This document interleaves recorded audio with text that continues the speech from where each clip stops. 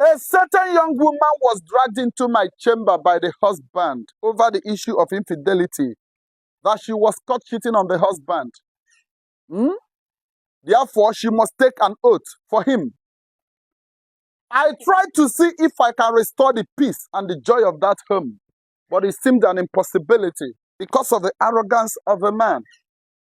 A man that was so bold and so proud of his own guilt, telling me that it is not all that a man does that a woman should do. That the woman did it because he married another wife over her. I now asked the man why. He said it is his own entitlement as an African man.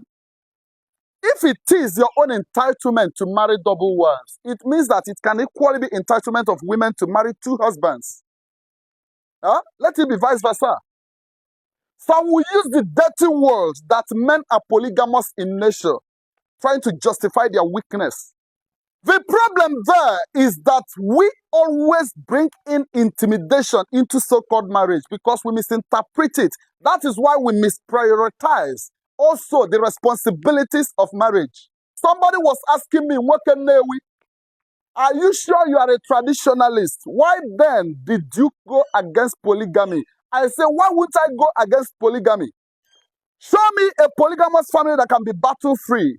Show me a polygamous family that you cannot see envy, jealousy. And there is no reasonable parent that will grant the ideology of his or her daughter walking into a home of multitude of wives, because it will be a battle line drawn. African men need to change that orientation. You cannot talk about marriage without understanding the first letter M. Maturity. It could be physically, it can as well be psychologically. You can't talk fully about marriage without talking of the ability, which is following the maturity. It could be psychologically, it could be financially. What are the responsibility, the first R there? You must be responsible of every action. Whatever you take as an action as a matured person in a marriage, you must bear the consequences and you must give account of it. Including the woman under you, you are in charge. Then you can talk of the second R, which is respect. You that is thinking of marrying another woman, automatically you've lost total respect of that woman. That your spouse, you've lacked respect there. So which best are you expecting of her? Then you talk of the integrity. I mean the I. Many men have lost the integrity, yet they want the woman to submit to them. That is why I told you, as a man, look for a bride that you can be able to groom into a wife. It is your responsibility, and you must have respect for that. If you want someone that will submit totally to you, why you are not even qualified for it? You need a perfect woman, but your imperfection is disqualifying you from having a perfect woman. Work on yourself as a man. Remove the mentality that as an African man, you are entitled of several wives, that men are promiscuous in nature. It is a lie. Talk of the gratitude there. You must be grateful. Appreciate that person to attract the best of her or best of him.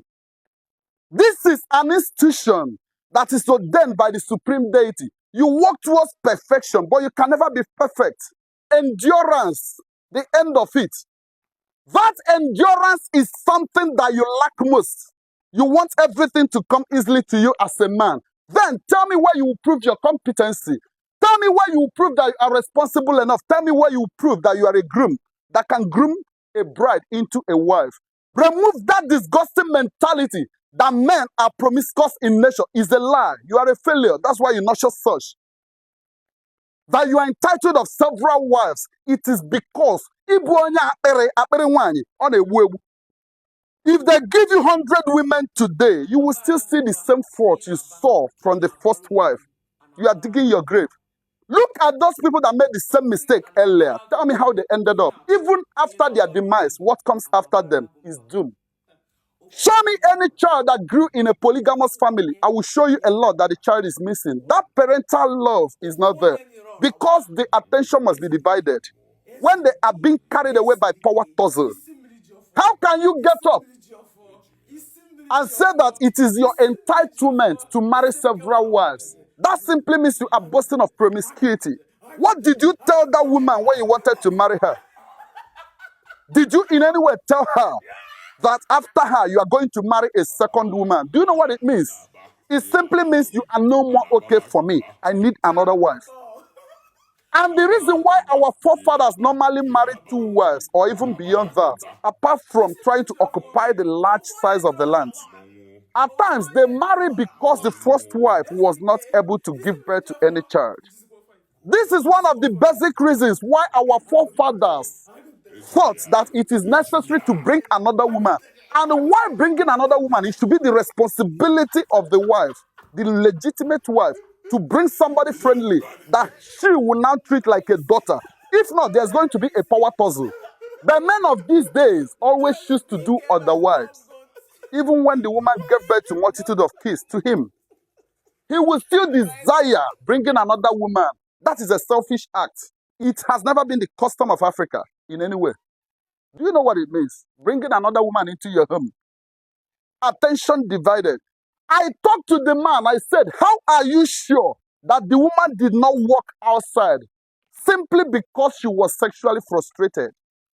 And the man said, I don't know what I was saying. Tell me how he will pay attention to the first wife when the second woman has occupied, struggling to grab the 100% attention to herself. But there's one thing I want to chip in here. Any woman that saw a married man and still made up her mind to walk into that marriage, that woman is the devil. And this is where your Edochie failed woefully. If it is your entitlement, why didn't you tell the woman the first day you met her, come, I will marry you, but bear it in mind that I will marry a second wife. Let me see if you will see anyone to marry. It can only work for those people, those husband snatchers, those that look down on themselves, that believe that they cannot afford anything, those that cannot be able to achieve their destiny. These are the type of women that can smuggle themselves into another woman's home. That's why I said it takes a bad woman to say, yes, I do, when you know that somebody has already done before you are now doing. Foolishness of women.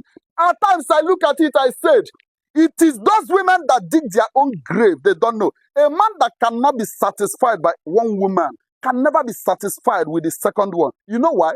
The more you indulge into promiscuity, you are developing and enlarging your coast for more desire. You cannot be satiable.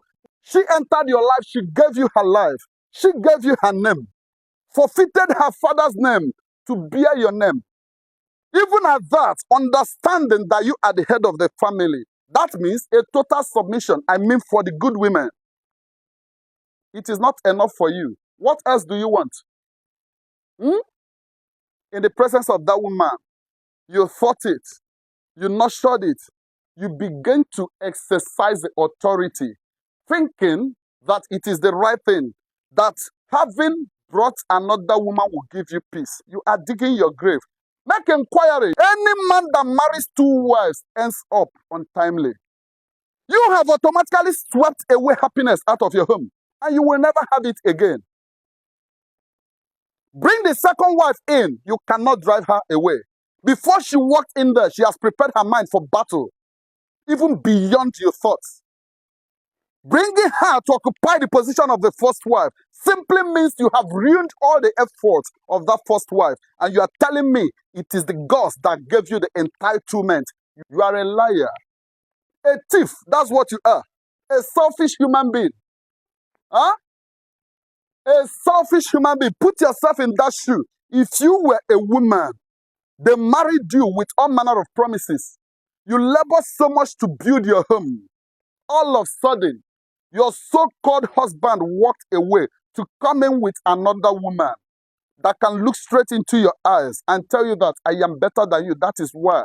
When I opened up to the man, Oga, you are the architect of the problem in your home. The man said that I'm supporting evil. He walked away. Let me tell you, if you're an African man with such mentality, you've lost it.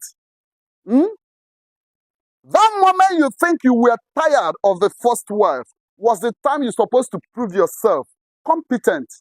Is it not King Solomon that married how many wives? Was he satisfied?